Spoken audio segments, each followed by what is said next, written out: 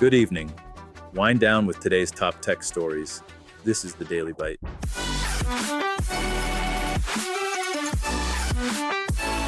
Claude Code's massive source leak. Anthropic had a really bad day. They accidentally leaked a huge chunk of the internal source code for Claude Code, their AI coding assistant. Over 500,000 lines of TypeScript code got exposed through source maps, making the full source code publicly accessible. Oops doesn't quite cover it.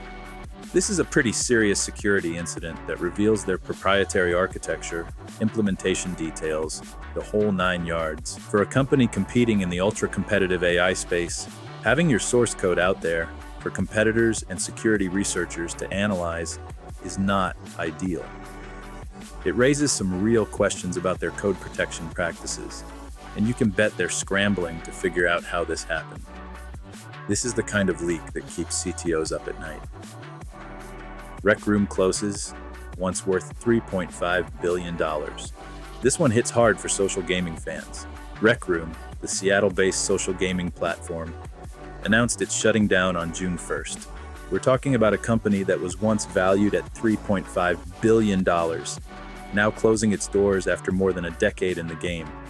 It's a massive setback for the social gaming industry, and shows just how tough it is to maintain user engagement over the long haul. Even with a sky-high valuation and years of operation, Rec Room couldn't sustain the momentum.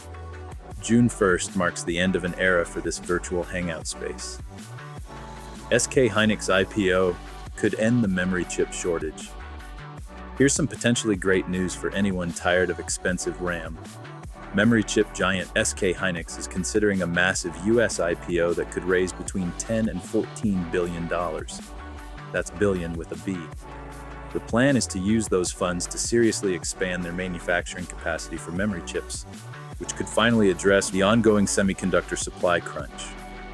If this IPO is successful, it could set a precedent and encourage other memory chip manufacturers to follow suit with their own expansion plans. More production capacity means more supply, which should help bring prices down and ease the shortages that have been plaguing the tech industry. This could be a real turning point for the semiconductor market. 11-year-old creates dyslexia-fighting glasses. Here's a story that'll restore your faith in young inventors. Millie Childs, an 11-year-old with dyslexia, designed electric color-changing glasses to help people like her read more easily. She specifically built them to tackle one of the toughest challenges in the classroom, reading text on whiteboards. The glasses use color-changing technology to improve readability, which can make a huge difference for dyslexic students who struggle with standard black text on white backgrounds.